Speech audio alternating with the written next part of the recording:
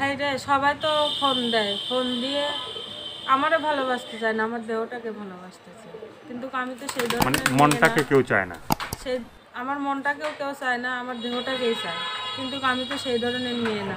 আমি চাই একটা সেরকম ভালো মনের মানুষ আমার পাশে এসে দাঁড়াক, যাকে নিয়ে আমি জীবন শুরু করতে পারি, সেরকম মানুষ আমার পাশে এসে দাঁড়াক। আমি বাকিটা জীবন যেন তার সেবা করেই কাটাইতে পারি, আমার এতটুকুই আবদার। তো সে মানুষটা বিবাহিত হলে তো আপনার কোনো সমস্যা নেই। সেই মানুষটা বিবাহিত হলে আমার কোনো সমস্যা নাই, কিন্তু বউ যেন না থাকে। বউ যেন না থাকে, মানে বিবাহিত হোক সমস্যা নেই, যদি ঘরে বউ থাকে তাহলে আপনি তার ঘরের জি বউ না হতে ভাই, চান না। আমি চাই না আমার জন্য আরেকটা মেয়ের জীবন নষ্ট হোক। একটা সংসার ভাঙার কষ্ট কি জিনিস সেটা আমি বুঝি, কারণ আমার সংসার ভাঙছে। তো দর্শক ভিডিওটি দেখতে থাকুন, দেখতে দেখতে আপুটির ফোন নাম্বার পাবেন। আর আপুর দেশের বাড়িটা জানি কই? ঢাকা সাভার। ঢাকা সাভারে। প্রিয় দর্শক, দেশ এবং প্রবাসে এই মুহূর্তে যে যেখান থেকে আমাদের ইউটিউব চ্যানেলটি দেখছেন সবাইকে প্রীতি এবং শুভেচ্ছা জানিয়ে শুরু করছি আজকের প্রতিবেদন। তো দর্শক, আপনারা দেখতে পাচ্ছেন যে আমার সামনে একজন বোন বসে আছে। আজকে আমরা আসছি বোনটির জীবনের গল্প শুনবো। এই আপুটির নামটি হয়েছে সাথী। আজকে জানবো সে কার মনে সাথী হইতে পারছে কি হইতে পারে না, সেটি আমরা জানার জন্য তার কাছে আসছি। আপু আসসালামু আলাইকুম। ওয়ালাইকুম সালাম। আপনার নামটা একটু বলবেন দর্শকদের উদ্দেশ্যে? জি ভাইয়া, আমার নাম সাথী। সাথী। তো আমি কিন্তু দর্শকদের বলছি যে সাথী আপু কার মনে সাথী হয়েছে সেটাই আমি জানার জন্য আসছি। আল্লাহ ভরসা ভাই, যে ভাগ্যে লেখা আছে। মানে এখন পর্যন্ত কি হইতে পারছেন কি পারেন না সেটা জি একটু না বলেন। ভাই, পারি নাই পারেন না? কারো জীবন সাথী হইতে পারি নাই। নাম সাথী হইলে কি হলো, কারো হ্যাঁ। জীবন সাথী হইতে পারিনি। জানি না ভবিষ্যতে হইতে পারবো কিনা। ভবিষ্যতে হইতে পারবেন কি না, মানে সেটা মানে আপনার যদি কপালে থাকে। কপালে থাকলে অবশ্যই কারো না কারো হইতে পারবেন আপনি, ঠিক আছে?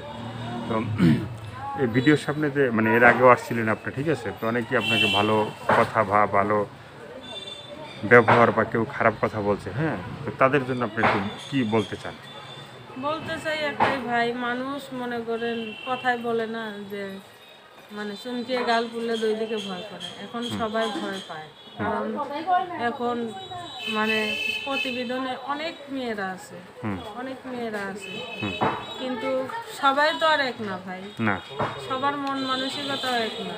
না এখন কে কোন মন নিয়ে যে প্রতিবেদনের সামনে আসে সেটা আল্লাহ বলতে পারে, সেটা মানুষের বলার কোনো ক্ষমতা নাই। না কিন্তু নিজেরটা নিজে বলতে পারি। আমি কিন্তু প্রথম থেকেই ভিডিওর সামনে আমি একটা কথাই বলছি, আমি নিজের জন্য কিচ্ছু চাই না, শুধু আমার বাচ্চার জন্য। হুম আমি প্রথমেও বলছি, এখনো বলবো, শেষেও বলবো। আশা করি দোয়া করেন আপনারা যদি আমার পাশে থাকেন। আপনাদের কাছে আমার একটাই অনুরোধ, যেন পরিবর্তে আর আমার ভিডিওর সামনে আসা না লাগে, সেরকমভাবে আপনারা ব্যবস্থা করবেন একটু, এটাই আপনাদের কাছে আমার অনুরোধ। কিন্তু মানে পরবর্তী টাইমে যেন ভিডিওর সামনে না আসা লাগে। যদি আপনি জি একটা ভাই। মনের মানুষ পান, আপনার জীবন মরণের সাথীকে যদি কেউ আপনি খুঁজে পান, তাহলে আর হয়তো বা ভিডিওর সামনে আসতে হবে জি, না আপনার। আল্লাহ না করুক সেই রকম যদি একটা মানুষ আমার পাশে এসে দাঁড়ায়, তাহলে তো আমার ভিডিওর সামনে আসার কোনো উদ্দেশ্য থাকে না ভাই। তা আমরা আমার বারবার ভিডিওর সামনে আসার একটাই উদ্দেশ্য, আমার বাচ্চাটাকে মানুষের মতন মানুষ করা। হুম হয়তো বা আপনারা সবাই আমাদের ভাবতে পারেন আমি খারাপ, বারবার ভিডিও আসি, ভিডিওর সামনে আসি। একটা মানুষ কিন্তু ভাই বারবার ভিডিওর সামনে আসার উদ্দেশ্য একটাই, হুম সে সফল হওয়া। হুম কিন্তু যদি সফলতা অর্জন করতে পারে, সে কিন্তু মিডিয়ার সামনে বারবার আসে না। না এই যে আমি একটা মহিলা মানুষ, আমার ফেসটা যে হাজার হাজার দর্শকে দেখতেছে, এটাও কিন্তু আমার একটা পাপ। হুম আমি চাই না ভাই, পরিবর্তে যতটুকু করছি ততটুকুই মানে শেষ করতে চাই, আর পরিবর্তে আমি ভিডিওর সামনে আসতে চাই না। তা আপনাদের কাছে আমার একটাই অনুরোধ, যেই কম বেশি যাই পারেন আমার জন্য কিছু পারলে কইরেন, আর যে আমার পাশে এসে দাঁড়াবেন সেই রকম মন নিয়ে পাশে এসে দাঁড়াইয়েন, যাতে করে আমি অনেক কষ্টের মানুষ ভাই, যাতে করে আমি একটু সুখের দেখা পাই। আল্লাহ যদি মুখ তুলে চায় সেই রকম চেষ্টা করেন, এটাই আপনাদের কাছে আমার অনুরোধ। তো আমরা জানতাম যে মানে জানি যে আপনার যে এর আগে যে মানে সংসারটা ছিল, হ্যাঁ, সেখানে আপনার একটা বাবু আছে, হ্যাঁ। তো সে বাবুর বাবার সাথে আপনার মানে একটা সম্পর্ক করে বিয়ে হয়েছিল, হ্যাঁ।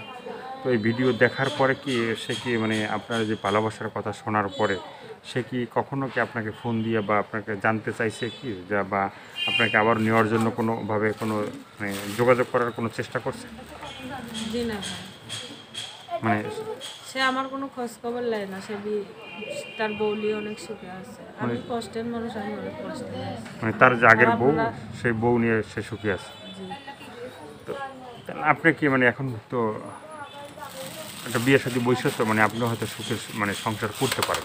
সবারই তো আশা থাকে ভাই, যে আমার একটা স্বামী থাকবে, আমার একটা সংসার থাকবে, আর সাজানো গোছানো জীবন থাকবে। হ্যাঁ, এই জীবনের আশা তো সবাই করে, কেউ তো চায় না যে আমার এমন কি বয়স ভাই যে আমি স্বামী ছাড়া থাকবো।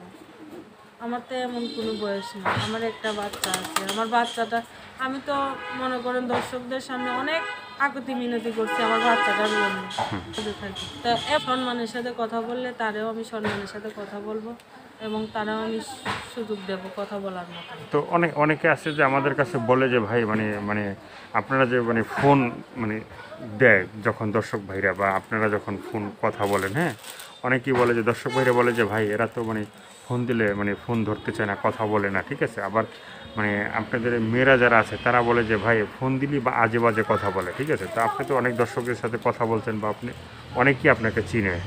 তো আপনি যাদের সাথে কথা বলছেন তারা কি আপনার সাথে ভালো কথা ভালো ব্যবহার করছে কিনা একটু বলবেন? ভালো ব্যবহার কিছুদিন করে ভাই, কিছুদিন করে 500,000 টাকা সহযোগিতাও করে, কিন্তু আজকালকার দিনে ঢাকার শহরে বাস করে 500,000 টাকা কিন্তু কোনো কিছুই হয় না। ওই 500,000 টাকা সহযোগিতা করে দেখা যায় আর 10 দিন কথা বলে খারাপ কথা বলে, একটা খারাপ উদ্দেশ্যে কথা বলে, তখন আমি আর তার ফোন রিসিভ করি না। কারণ আমি খারাপ মেয়ে না ভাই, আমি একবারই বলছি আমার বাচ্চাকে আমি হাফেজি পড়াইতে চাই। একটা হাফেজ বাচ্চার মা কখনো খারাপ হতে পারে না ভাই।